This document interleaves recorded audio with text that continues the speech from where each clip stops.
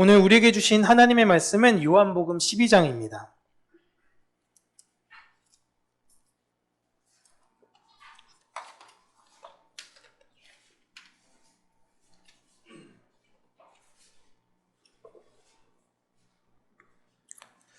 요한복음 12장 12절에서 16절까지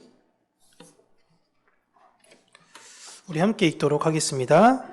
그 이튿날에는 명절에 온 큰 무리가 예수께서 예루살렘으로 오신다는 것을 듣고 종려나무 가지를 가지고 맞으러 나가 외치되 호산나 찬송하리로다 주의 이름으로 오시는 이 곧 이스라엘의 왕이시여 하더라. 예수는 한 어린 나귀를 보고 타시니 이는 기록된 바 시온 따라 두려워하지 말라.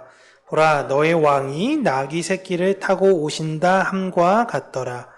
제자들은 처음에 이 일을 깨닫지 못하였다가 예수께서 영광을 얻으신 후에야 이것이 예수께 대하여 기록된 것임과 사람들이 예수께 이같이 한 것임이 생각났더라. 아멘. 오늘은 종려주일을 맞이하여 생명으로 피어나라 라는 제목으로 하나님의 말씀을 여러분들과 함께 나누도록 하겠습니다.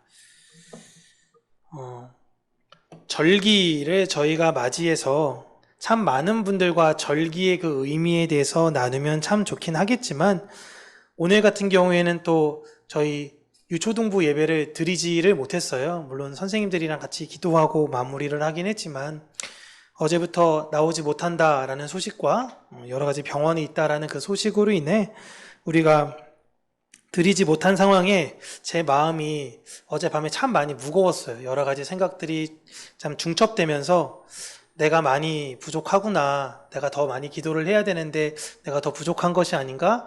나는 과연 목회자로서의 내가 이 삶을 살아가야 되는 것이 많은가? 이런 생각이 끊임없이 계속 빠져들어가요. 계속 무너지려 가면서도 마음 한켠에는 그래 아니야. 결국엔 하나님께서 또 다른 계획이 있을 거야. 하나님이 우리를 통해서 놀라운 일들을 이루실 거야 라는 이 희망과 절망 이 두 사이가 끊임없이 1시간 넘게 계속적으로 기도하면서 치열하게 이제 싸웠어요. 근데 마음에 그런 마음의 무거움이 있을 때에 내 찬양을 들어야겠다 하고 그 광야를 지날 때라는 찬양을 제가 유튜브로 들었거든요. 광야를 지날 때 찬양을 딱 듣는데 거기 보니까 댓글이 이렇게 막 나와 있더라고요. 사람들이 그 찬양을 들으면서 느꼈던 간증들을 막 이야기하는데 참 내용 하나하나가 너무 저한테 충격적이었던 게 전 부모님이 다 예전에 돌아가셔서 고아로 20년 넘게 살고 있는 사람입니다. 이 찬양이 저에게 위로가 돼요. 얼마 전에 남편과 아내를 하늘나라에 보내고 또 제가 광야에 있는데 이런 찬양 듣고 이런 내용들이 계속 있으면서 도대체 내가 왜 절망에 빠진 건가? 고작 이런 걸로 내가 절망에 빠진 건가? 내 스스로가 1시간 동안 기도한 게 참 되게 우습더라고요. 웃으면서 다시 또 하나님께 참 하나님 제가 연약한 사람인 것 같습니다. 라고 기도할 때도 하나님께서 저에게 이사야 말씀을 주시면서 너의 그런 우울한 마음을 우리 교회 성도들과 나누는 것이 아니라 너는 내 백성을 위로해라. 내 백성을 위로해라. 계속 그 말씀을 하시더라고요. 내가 바라봐야 되는 건 예배에 나오지 못해서 그 사람들에 있어서 내 마음이 계속 침체되고 빠져드는 것이 아니라 하나님의 말씀을 소망하러 온 사람들에게 제 모든 에너지를 쏟으라 라는 하나님의 그 말씀이 저한테 굉장히 큰 위로가 되었습니다.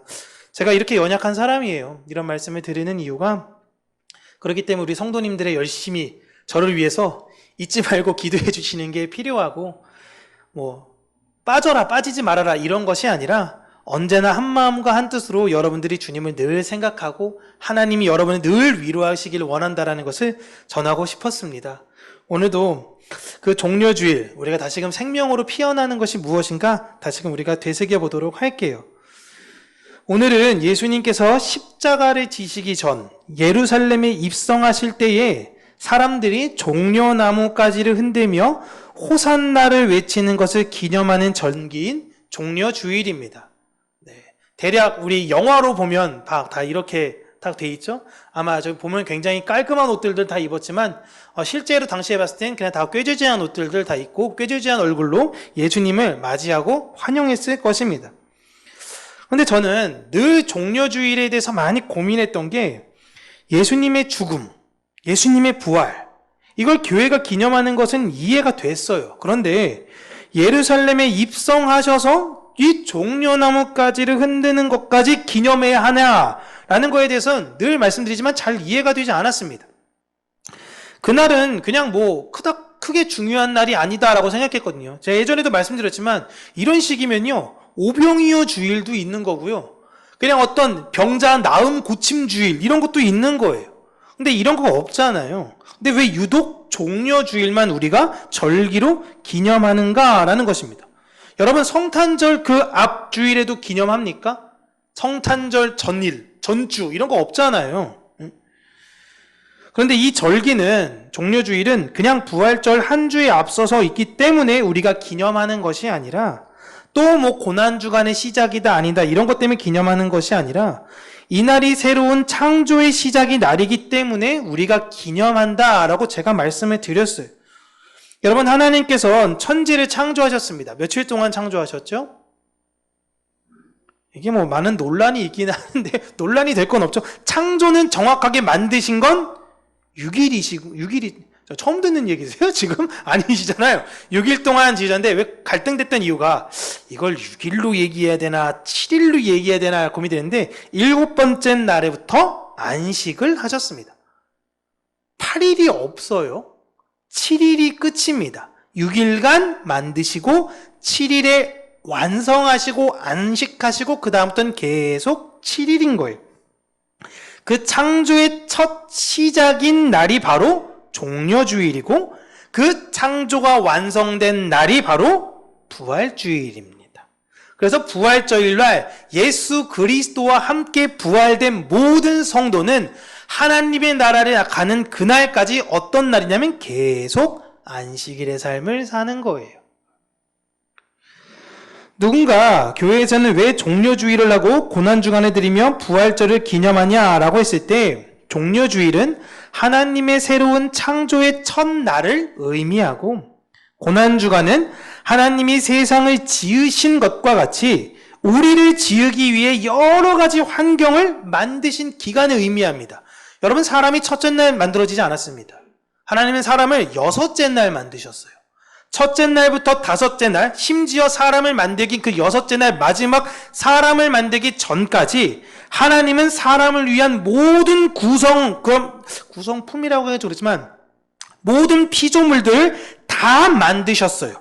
다 만드시고 하이라이트로 사람을 만드셨습니다. 이와 같이 우리도 우리 인생 가운데에 첫째 날부터 우리 6째 날, 우리가 창조하기, 하나님으로부터 새롭게 지어지기 전까진 이 세상에선 우리의 마음대로, 우리의 뜻대로 살지 모르겠지만 그 하나님과 예수 그리스도를 만난 그 이후부터는 우리는 전혀 다른 인생을 이제 살게 된다라는 것이 고난주간을 의미하는 거예요. 그래서 우리는 고난주간에 예수님의 죽으심에 대해서도 묵상하지만 무엇을 또한 묵상해야 되냐면 내 지난날의 내 옛 모습을 묵상하는 거예요. 아, 내가 주님 없었던 내 삶, 야, 진짜 그때로 돌아가라 그러면 너무 끔찍하다. 근데 다시금 예수님의 부활로 말미암아 내가 새 생명을 얻게 됐으니 하나님 감사합니다. 이걸 우리가 이 고난주간 가운데 묵상하는 거예요. 패션 오브 크라이스트라든가 여러 가지 그런 영화를 보면서 예수님이 우리 대신해서 맞고 예수님이 힘들게 어떤 그 기간을 보내는 것 보면서 그냥 감성적 눈물을 그치는 게 아니라 내 안에 내 죄, 내 안에 여전히 그 죄와 타협하는 나의 이 연약함, 이걸 보며 우리는 치열하게 반성하고 회개하며 하나님께 나아가고 그 모든 나를 고쳐주신 하나님께 감사해야 된다라는 것입니다. 이게 고난주간이에요. 그리고 부활주일은 영원하신 하나님께서 이제 우리를 거듭나게 하셔서 영원한 안식으로 인도하시는 것을 기념하는 거예요. 이게 종려주일, 창조의 시작, 고난주간, 이 세상의 우리의 모습, 그 다음에 부활주일, 영원의 그날로의 우리의 안식, 이걸 지금 교회에서는 기념해서 드리는 것입니다. 그냥 절기 때 됐으니까, 여러분 때 됐으니까 이 기간 이렇게 보내세요 라고 하는 것이 아니라 이걸 잘 기념하며 한 주간 묵상하는 저와 여러분들 되셨으면 좋겠습니다. 그렇게 이 세상의 안식을 누리며 안식을 보이며 안식의 모습으로 살아가는 사람들이 바로 교회예요.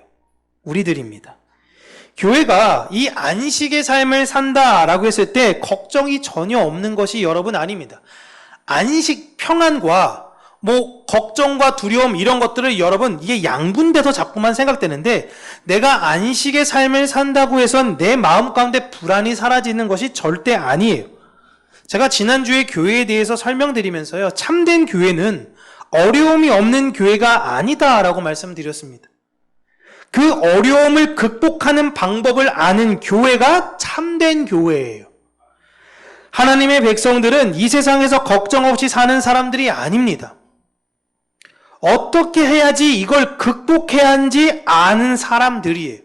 우리는 우리 안에 여러 가지 문제들, 우리 안에 여러 가지 괴로움이 나를 삼키려 하고 나를 무너뜨리려고 할 때에 우린 이 문제를 들고 내가 해결할 수 없어요. 하나님께 나아가서 하나님, 이 문제 하나님께서 해결하여 주시옵소서라고 할 때 하나님께서 그 문제에 대한 본질적 해답을 우리에게 알려주심으로 그 문제를 이기게 하신다라는 것입니다.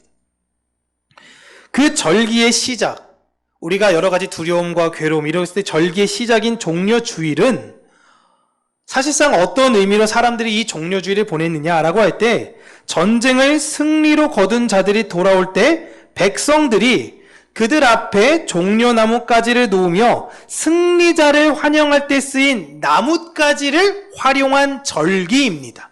예수님 옆에 주변에 있는 사람들이 들고 있는 저 긴 가지가 종려나무 가지예요.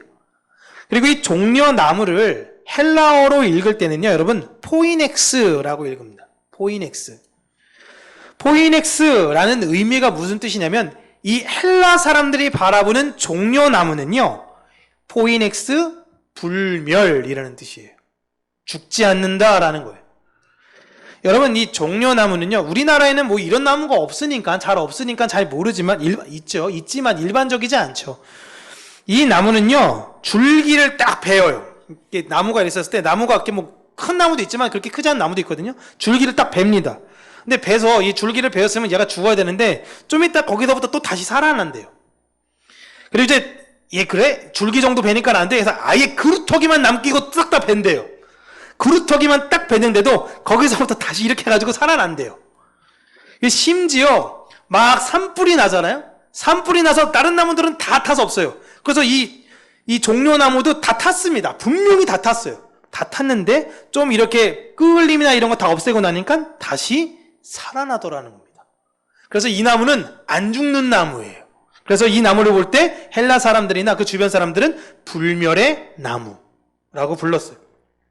그래서 이 나무에 관련된 어떤 설화가 보통 새들이 나무에다가 집을 짓고 살잖아요. 나무에다 집을 짓고 사는데 분명히 어떤 새가 이 나무, 이 종려나무에도 털을 잡고 살고 있는데 이 새가 어떤 능력을 이 나무에게 줘서 이 나무도 능력을 가진 나무가 될 것이다. 혹은 거꾸로 그 나무에 있는 새가 이 나무의 능력을 받아 그 새가 능력 있는 새가 됐다라고 해서 그 새를 뭐라고 불렀냐면 불사조라고 부른 거예요. 그걸 피닉스라고 영어로 이야기하죠. 이 피닉스가 이 포이넥스에서 나온 단어예요. 그러니까 그 불이 있는 데에서도 살아나는 그 불새, 그 불타지 않는 죽지 않는 새라는 거예요. 그리고 이 나무가 뜻하는 것은 바로 하나님의 백성을 의미하는 것이 성경의 함입니다. 하나님의 백성들은 어쩐 존재냐라고 할 때 이스라엘의 상징과도 같은 이 종려나무는 줄기를 자르고 그루터기만 남기고 심지어 불에 태워도 그 뿌리가 있는 한 이 나무는 죽지 않고 다시 살아난다라는 것입니다.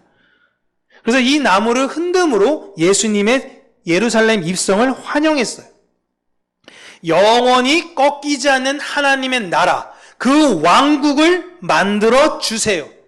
우리의 승리자로 그 나라를 만들어 주세요.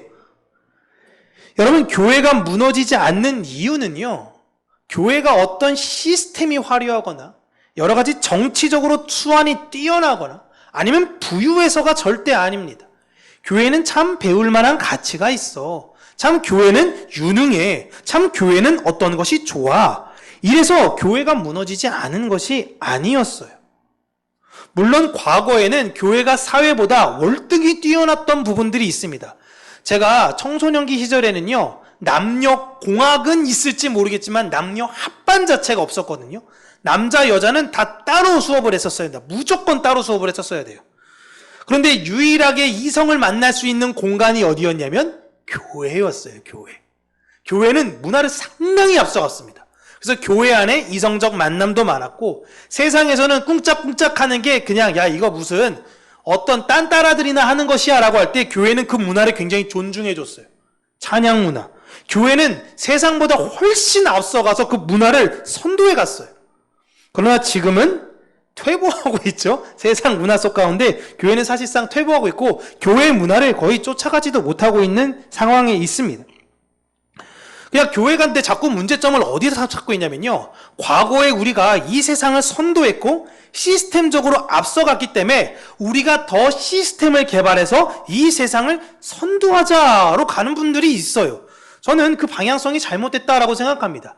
교회가 세상을 선도했던 이유는 시스템을 개발해서가 아니라 인간 본질적으로 그 사람을 사랑했고 그 사람이 갖고 있는 하나님의 재능과 은사를 마음껏 펼칠 수 있는 공간을 마련해줬기 때문에 그런 거예요.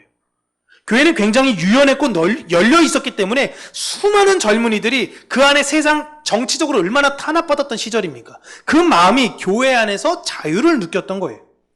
그게 핵심이에요. 시스템의 핵심이었던 것이 아닙니다. 교회가 무엇을 잘한다고 해서 교회가 무너지지 않는 것이 아니에요. 계속 시스템 찾잖아요? 계속 무너집니다. 본질적인 걸 찾아야 돼요. 교회가 무너지지 않는 건 우리 안에 뿌리가 예수 그리스도이시기 때문인 거예요. 그렇다면 그 뿌리의 본질적 양분을 다시 우리는 얻어야 되는 거예요. 그래서 다시 말씀으로 돌아가야 되는 것입니다. 역사 속 모든 나라들이 하나님의 백성과 교회를 무너뜨리기 위해서 수많은 탄압을 했습니다. 엄청나게 핍박을 하기도 하고요, 회유를 하기도 하고요. 그래서 많은 교회가 역사를 보면요, 계속적으로 흥왕하다 무너지다, 흥왕하다 무너지다, 이게 계속적으로 반복이 됐어요. 우리나라가 경제 성장을 고도 압축으로 보여줘가지고 여러 가지 그 가치관적인 문제, 세계관적인 문제가 굉장히 혼란한 나라라고 이야기를 하죠. 세계에서 많은 정치학자들이 굉장히 관심을 보이는 나라가 대한민국입니다. 이 나라는 너무 이상한 나라인 거예요. 나라는 분명히 자본주의 같은데 사람들 하나하나 보면요, 다 사회주의자들 같아요. 야, 너도 그거 갖고 있어? 그럼 나도 갖고 있어. 야, 너 그거 갖고 있어? 나도 해야 돼. 야, 너 뭐야? 너희 애들 과외해? 우리 애들도 과외해야 돼. 우리나라는요, 자본주의 나라들은 보통은 너는 너, 나는 나거든요. 각자의 컬러에 맞게. 근데 요 그룹이 잘 살면 나도 거기 들어가야 돼요. 그러니까 지금은 어떤 거예요? 다 아파트 사니까 그냥 나도 아파트 살아야 되는 거예요. 왜 아파트 사십니까? 물어보면요, 그냥 이유가 사실은 없어요. 물론 자산적 문제 여러 가지 그런 게 있다고도 하지만 근본적으로 다른 이들이 그쪽으로 이동되어지기 때문에 그런 거예요. 교회는 그런 곳이 아닙니다. 교회는 모든 그 나라들이 교회에 대해서 끊임없이 무너뜨리려고 탄압을 했음에도 불구하고 교회를 살아났다라는 걸 여러분 다시금 기억하시고 우리의 본질적인 것이 무엇인지를 여러분 붙들고 잘 가시기를 바랍니다. 하나님은 우리를요, 이 세상 속에 예수 그리스도라는 반석 위에 세운 집들, 이 종려나무까지로 이야기를 해드린다면 종려나무 뿌리 위에 있는 그 불사조와 같은 존재로 하나님께서 우리를 세우셨습니다. 불사조는 신화 속에만 등장하는 존재예요. 실제로 이런 새가 어디 있습니까? 불타는 새가 어디 있어요? 죽기 직전에나 불타지, 새가. 불타지가 절대 그렇게 죽지 않는 새는 없습니다. 그러나 이런 신화 속에 있는 인물들, 아니 동물들, 이런 것과 같이 사실 사람들이 기대하고 고대하는 건 하나님의 아들들이 나타나는 것인데, 하나님의 아들들의 이 세상에서 바라는 모습이 어떤 거냐? 여러분 잘 대화해 보시면요, 거의 신화 속의 인물을 이야기합니다.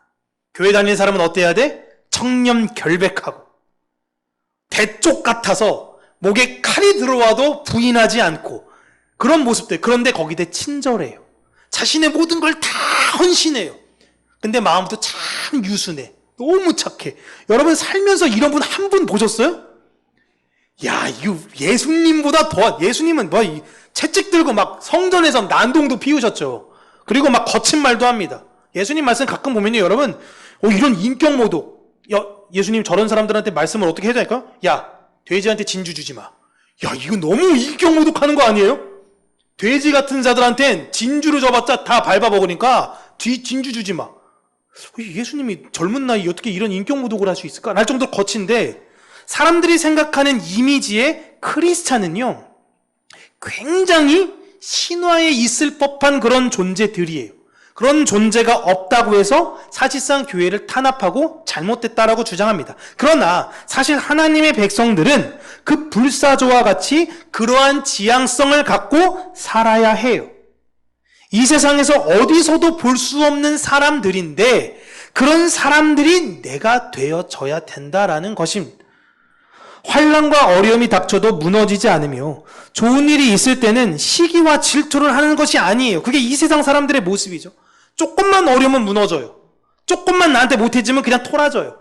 조금만 저 사람이 잘난 척하면 그냥 질투심이 막 폭발하고 내 안에 있는 것들 하나라도 자랑하고 싶어가지고 더 내가 이야기를 합니다. 근데 그런 것이 아니라 함께 기뻐하며 함께 감사하는 사람들, 이웃의 슬픔에 진심으로 함께 애통하고 이 이웃의 기쁨에 함께 진심으로 기뻐하는 사람들이 바로 교인들이 되어야 된다라는 것입니다.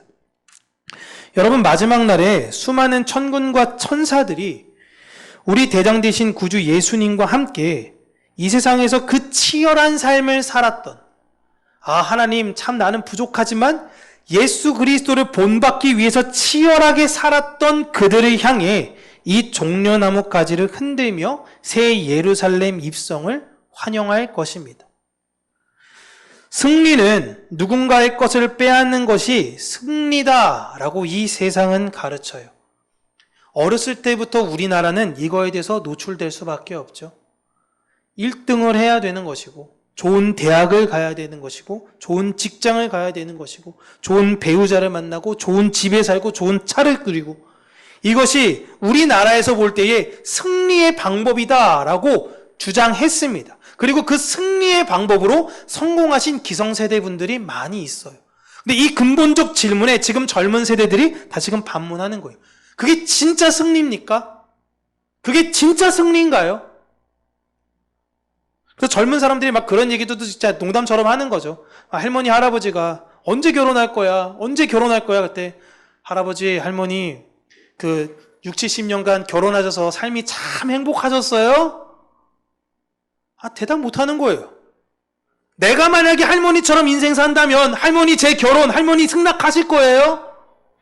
못하는 거예요. 쉽지 않은 겁니다. 우리는 이 세상을 살아가는 그 생각, 가치관이 완전히 변화된 사람들이에요. 그게 거듭난 사람들입니다. 이 세상은 누구의 것을 빼앗아야 돼요. 어쩔 수가 없어요. 그게 자본주의의 원리니까. 그러나 예수님께서는요, 하늘을 소유하기 위해 이 세상의 것을 버리는 것이 승리라고 알려주십니다. 자, 네가 밭을 봤는데, 우연히 그 밭을 봤는데 그 안에 엄청난 보화가 있다. 그럼 너 어떻게 할래? 이 세상의 가치관으로 볼 땐 내 모든 소유 다 팔아가지고 그 밭을 사는 거예요. 그건 예화잖아요. 내가 하늘의 그 보화를 발견했어. 그럼 내 인생에 이제 전폭적으로 다 투자하고 전폭적으로 내 삶의 방향성은 어디로 향해야겠니? 예수님께서 물어보시는 것입니다. 그게 승리라는 거예요. 그게 승리. 내 안에 고집, 내 안에 이기심, 질투, 내 명예를 곧대로 결국엔 지켜내는 것이 승리가 아니라 예수님께서 하늘나라의 법칙을 알려주시기 위해서 이 땅에 내려오셔서 죽음으로 진짜 승리가 무엇인지를 알려주셨어요. 자, 하늘은 어떤 방식이냐? 이러한 방식이다. 내가 너희들을 섬겨줄 거야. 이게 하나님께서 우리에게 알려주신 방법이에요. 하나님은 왕이십니다. 하나님은 만왕의 왕이시고 모든 거에 다 통치자세요. 근데 그 통치자께서 하늘나라의 법칙은, 이 세상은 왕이 모든 사람들을 군림하며 부리는 거라면 하나님께서는 그들을 섬기고 그들을 그 섬김으로 다스리는 방법, 예수님께서 죽음으로 사랑을 알려주셨듯이 그 사랑으로 섬기는 방법을 우리에게 알려주셨어요. 그로 인해 교회는 그 방법으로 이 세상을 살아나는 존재들입니다. 저는 우리 평강교회가 이러한 애씀이 있는 교회가 되었으면 좋겠습니다. 물론 우리 교회 성도님들은요, 참 좋으세요. 참 좋으신 분들이에요. 또 오늘도 현순이 권사님께서 이렇게 두유를 이렇게 또 사오셨더라고요. 빈손으로 오시면 마음이 불편해서 못 오시겠대요. 그냥 대단하시지 않습니까? 현순이 권사님 늘 감사의 마음이 있는 건데요. 우리 현순이 권사님을 비롯해서 우리 장로님들, 권사님들, 집사님들, 모든 성도님들이 다 우리 교회에 있어서 열심히 사랑하고 애써요. 그럼에도 불구하고 우리가 여러 가지 한계에 부딪힐 때가 우리가 느껴질 때가 있을 때 우리가 좌절하지 말자고요. 어떤 고난에서도 다시 생명으로 피어나는 종려나무와 같이 하늘의 승리자의 모습으로 당당하게 사는, 뭐 이미 다 당당하게 사시나요? 저만 이런 건가? 다 당당하게 사시는 저 여러분들 되셨으면 좋겠습니다. 주님의 이름으로 진심으로 축복하고 여러분들을 언제나 하나님 안에서 잘 되기를 소망합니다. 가정 안에 또한 사업 안에 또 하고 있는 모든 것 안에 여러분들의 아름다운 그 은혜의 영향력들을 주변에 끼치시기를 바랍니다. 기도하겠습니다.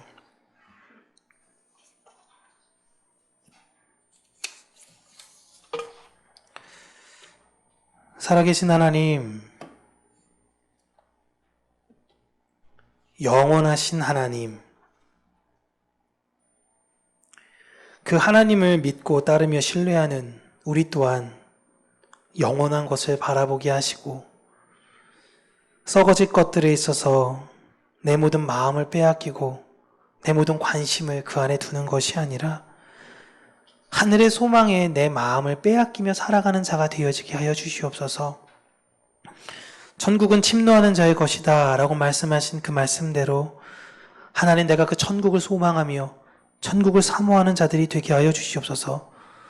더욱더 경제적으로 부유해지고 풍요로운 시대를 살면서 많은 이들이 하나님의 사랑과 그 은혜를 기억하는 것이 아니라 더욱더 자신의 유익과 자신의 더 잘됨을 위해서 살아가고 있는 이 안타까운 현실 속에 하나님이 교회가 다시금 본질적인 그 문제가 무엇인지를 깨닫게 하시고 예수 그리스도 그분만을 먼저 바라보며 하나님의 뜻을 추구해 나아가는 우리나라 모든 교회, 특별히 우리 평강교회가 될 수 있도록 은혜 허락하여 주시옵소서. 우리가 예수님을 환영하는 것이 우리의 부유함을 위하여, 우리의 잘남을 위하여, 우리의 이 세상에 건강되며 안식되며 평안을 위하여 환영하는 것이 아니라 그분이 우리 안에 참된 구세주이며 내 모든 마음의 생각과 뜻을 변화시켰던 분이셨기에 그분을 우리가 언제든지 열렬히 환영하며 그분의 뜻을 순종하는 자들이 되게 하여 주시고, 어떠한 어려움과 어떠한 낭망이 있다 하더라도 언제나 그 새로운 마음으로 말미암아 불사조와 같이 생명으로 피어나는 우리 평강교회 모든 성도님들이 될 수 있도록 은혜 허락하여 주시옵소서. 예수님 이름으로 기도합니다. 아멘.